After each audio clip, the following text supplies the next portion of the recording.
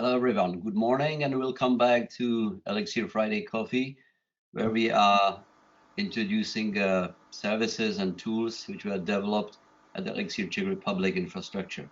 This time, our colleagues from the Faculty of Information Technology in Prague will introduce the OpenPonk, which has to be an open conceptual modeling platform. So it is really kind of the high-level programming and high-level concept of the things used in the infrastructure. So Robert Pergl and Jan Blizničenko will tell us more in next, let's say, 20-25 minutes.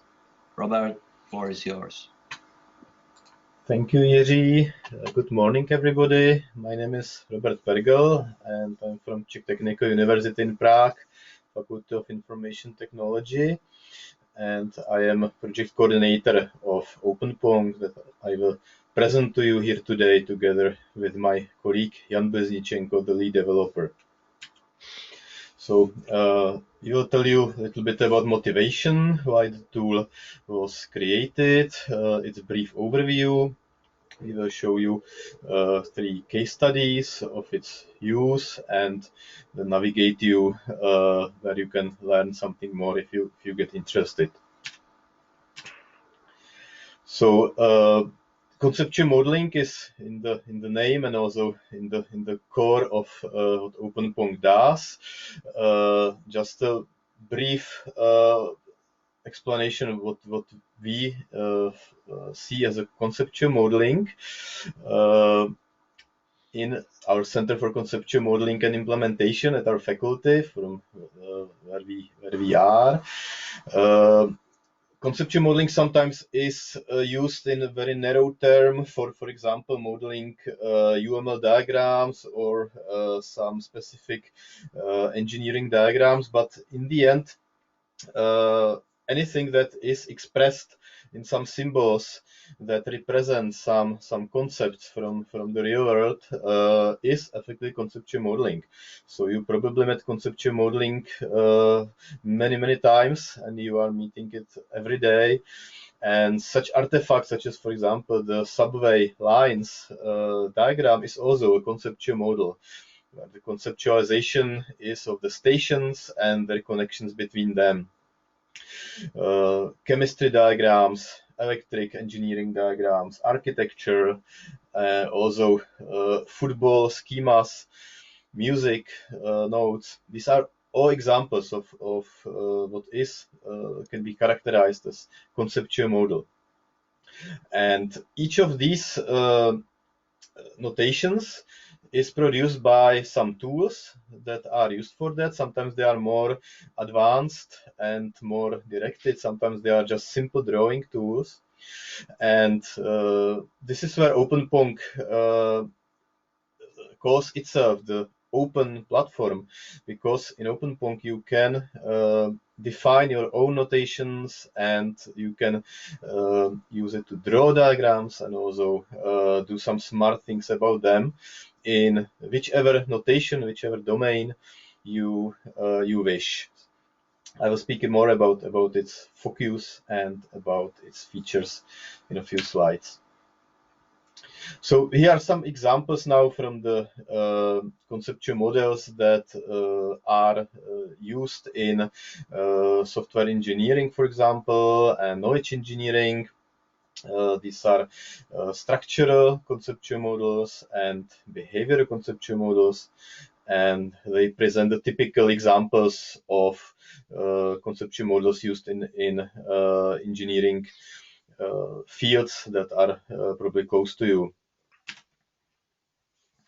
But so far I was just showing diagrams, but the good tool, good platform is not just about drawing. It is about really working with the models, and diagrams are just visualizations of the model. But then you also would like to have, for example, multiple editors to edit the model in various fashions, such as domain-specific languages, where you can define the diagram in text, Then to ensure the quality of models, you would like to validate the syntactic and sometimes also semantic correctness of the models.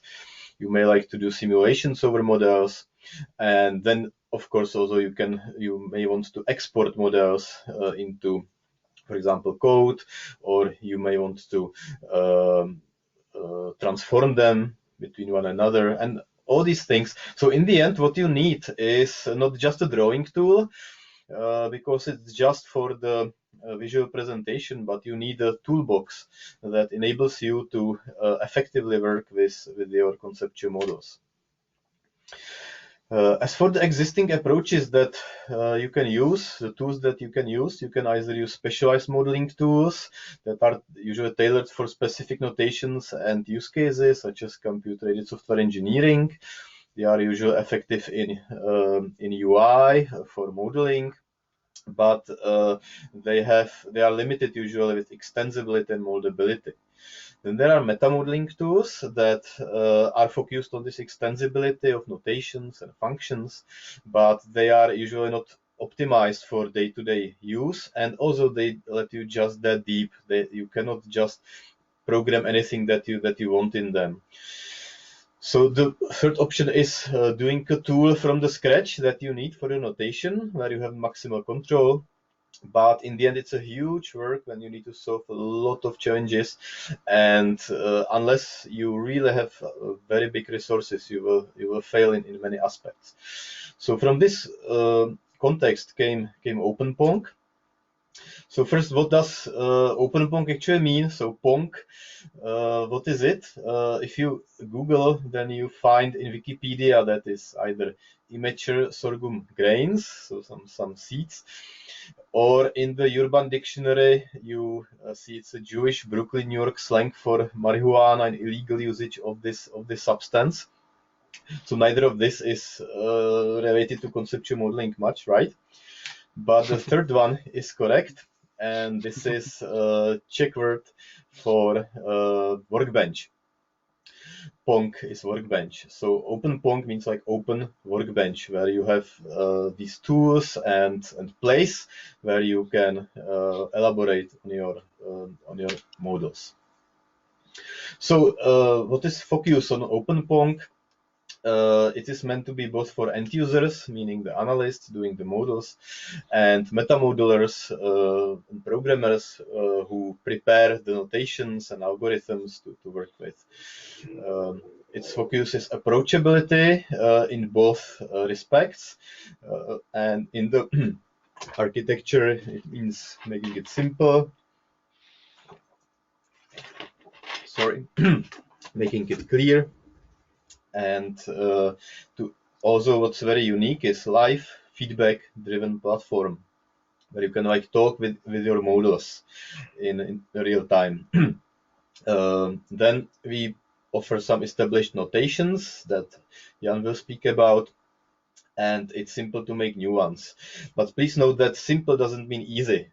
Of course, you need to learn some things, and you need to dedicate some time, but in the simplest possible way, meaning that there is not some extra complexity that comes from the technical level.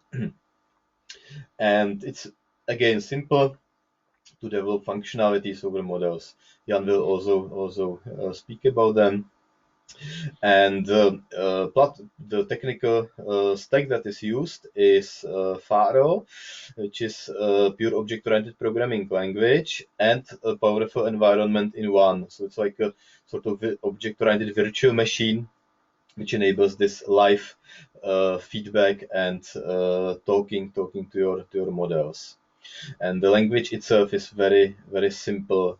Its syntax fits on one postcard, truly. So this is really very different to mainstream programming languages that really takes a lot of time to learn to how to program with. Here you can start much faster.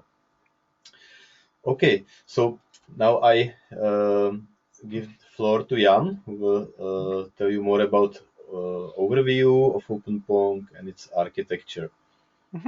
Thank you. So, as Robert said, OpenPonk is our base for implementing various meta models and notations, and be able to work with them, and even create new functions above them. So, what kinds of notations do we have? Currently, we have finite state automata, Petri nets, UML class diagrams, and their extension, technically profile onto UML that we use extensively. Then there is implementation of BORM, and finally we have a concept of well, a prototype of BPMN implementation. The BPMN is a new one. It has been actually done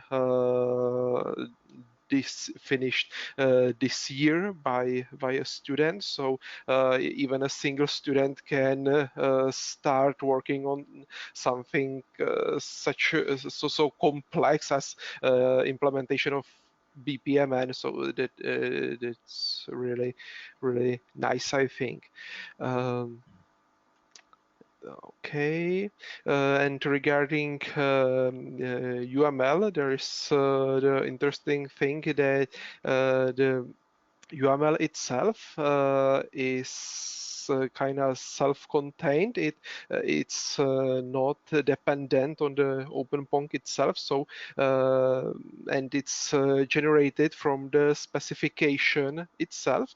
So we have like precise UML implementation that can be used for like anything, even outside of OpenPonk, and we can export it to various other tools like Enterprise Architect, and it's really nice.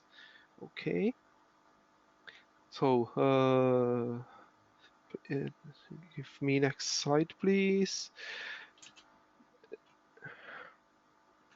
So as I said, we have some features built upon these notations or even general features like we have simulation and visualization of finite state machines or automata and Petri nets.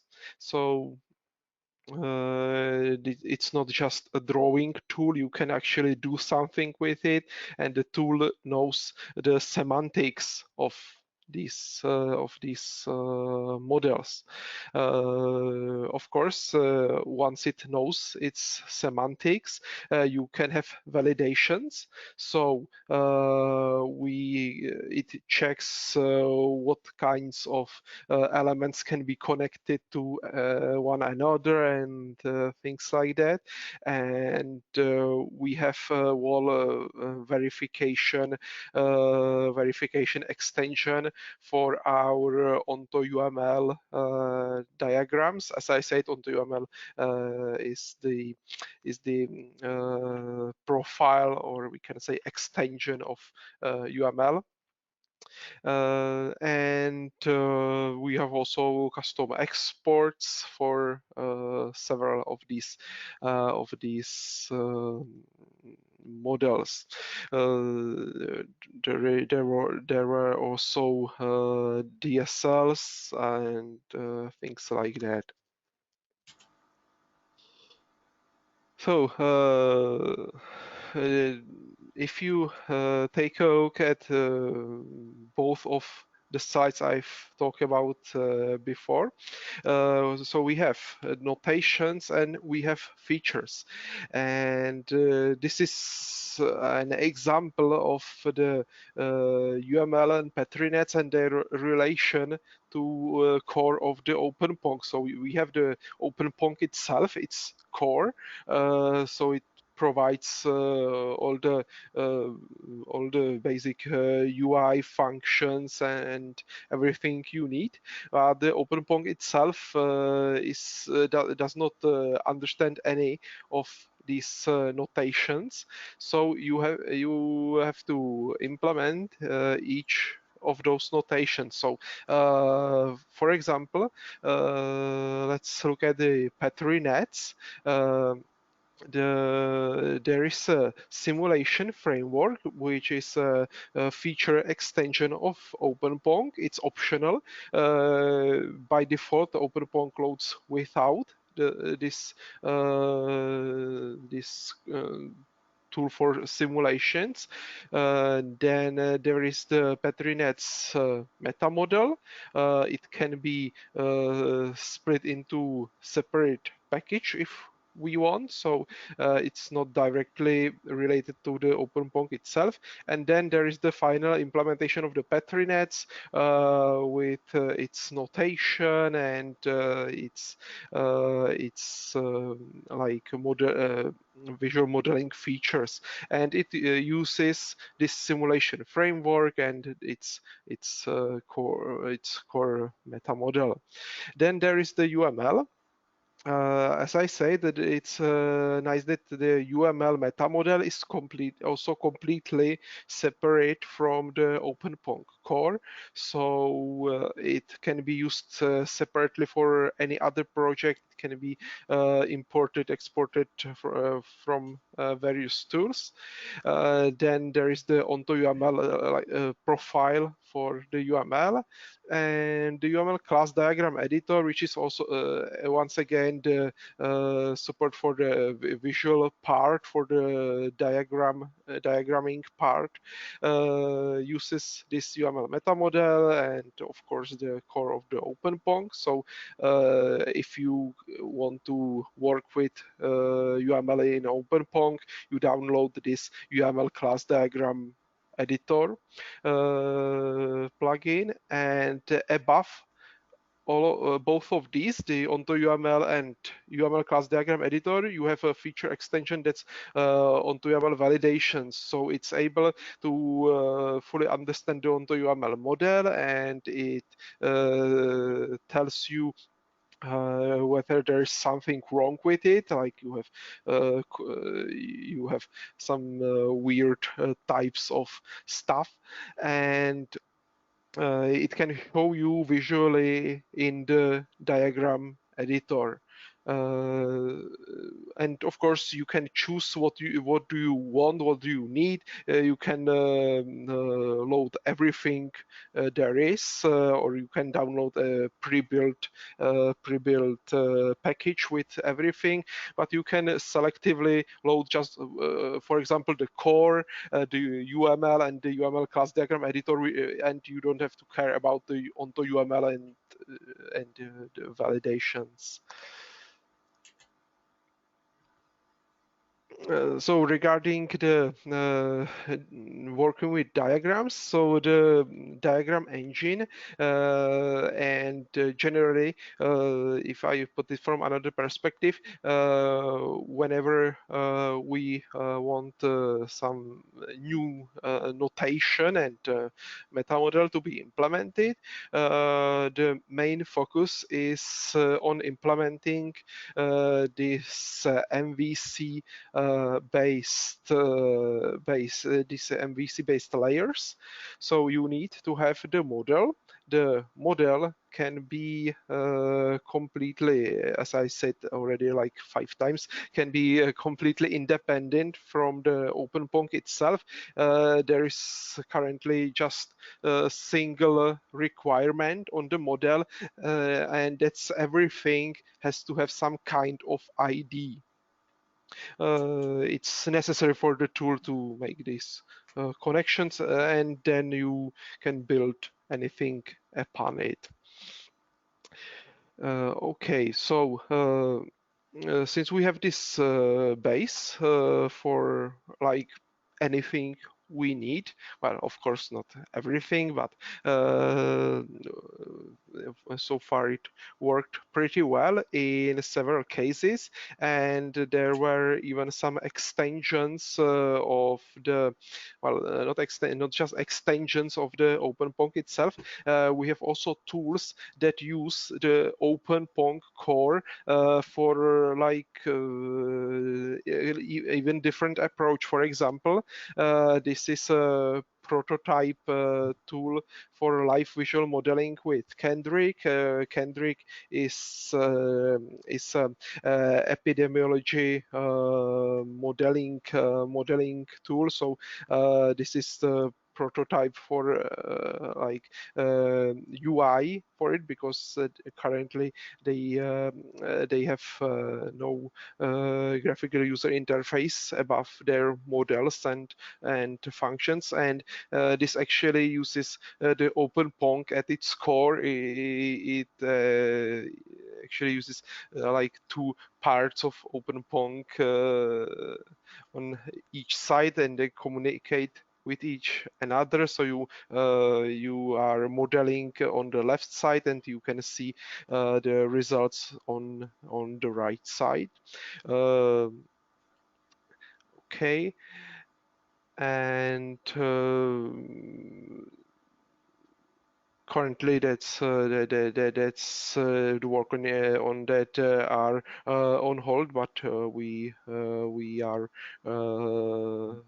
looking forward to with continuing the project if we could, because it's quite interesting stuff and one of the real world usages.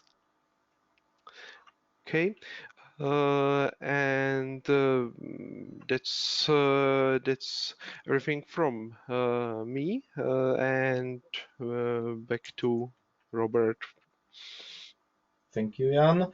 So, as Jan mentioned, the case studies and use cases of OpenPonk are generally community-driven. It means that the community comes with a challenge for modeling, and they use OpenPonk with our help to implement and achieve what they need.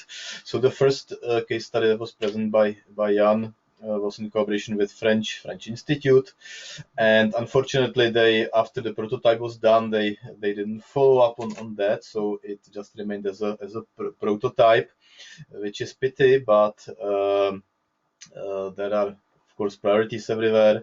On the other hand, I'm happy that I can report that this case study, that is even older, from 2016, which is modeling of agent-based systems for CORMAS, also French Institute. It's still being actively developed by the institute and used in their research. In this case study, it is based on the UML diagrams and generating of code that is then loaded into CORMAS simulation platform when it there simulate farmers and some attributes regarding to optimization of farming. And the last one is the most recent. It's really like last day's update. The Faculty of Forestry and Wood Sciences of Czech University of Life Sciences Prague used OpenPonk for a project in collaboration with industry partners under the structural funds of Prague and EU, and they used it's in Czech.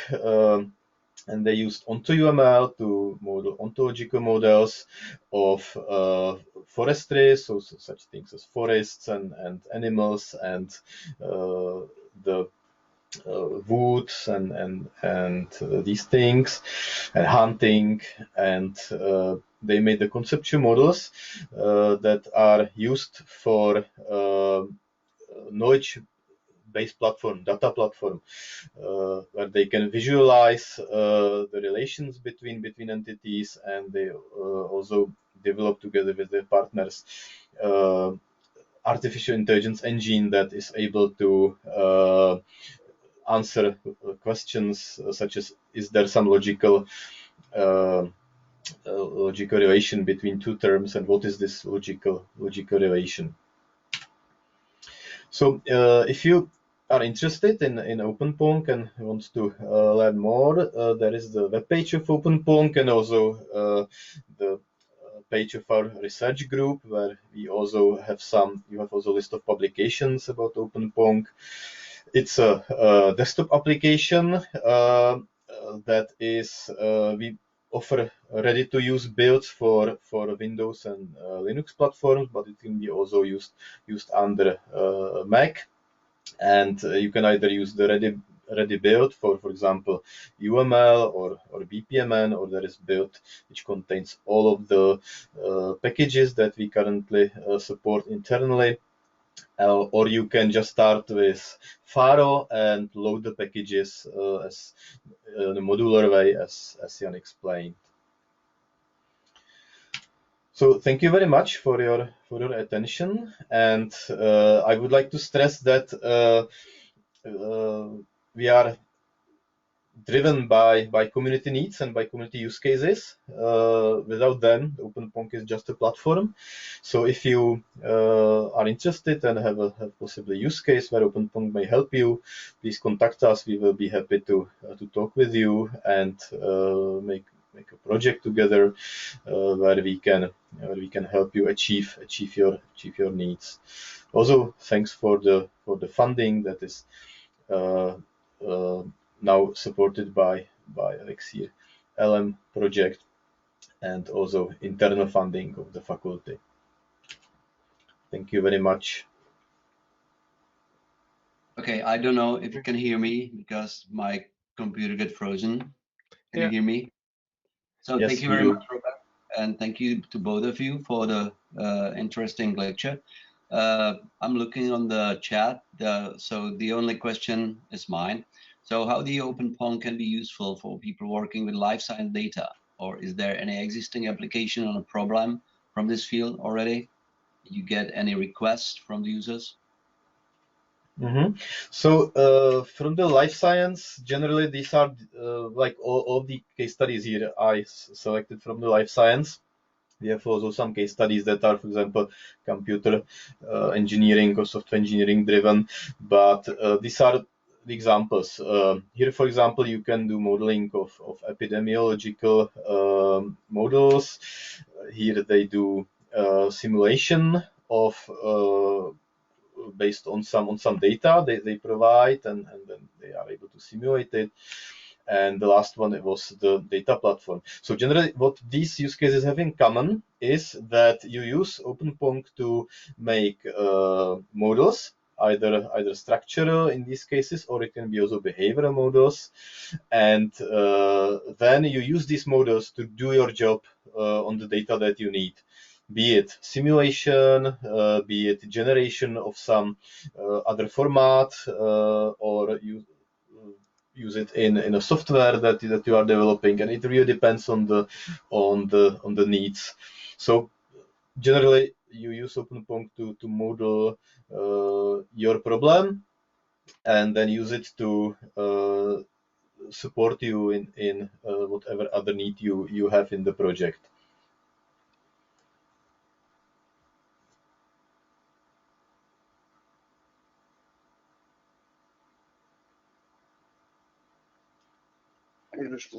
Yeah.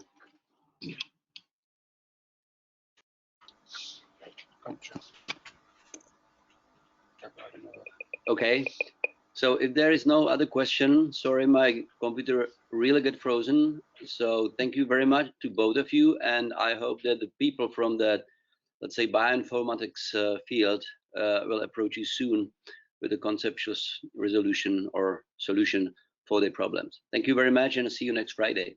Bye. Thank you very much for having us. Bye-bye. Thank you.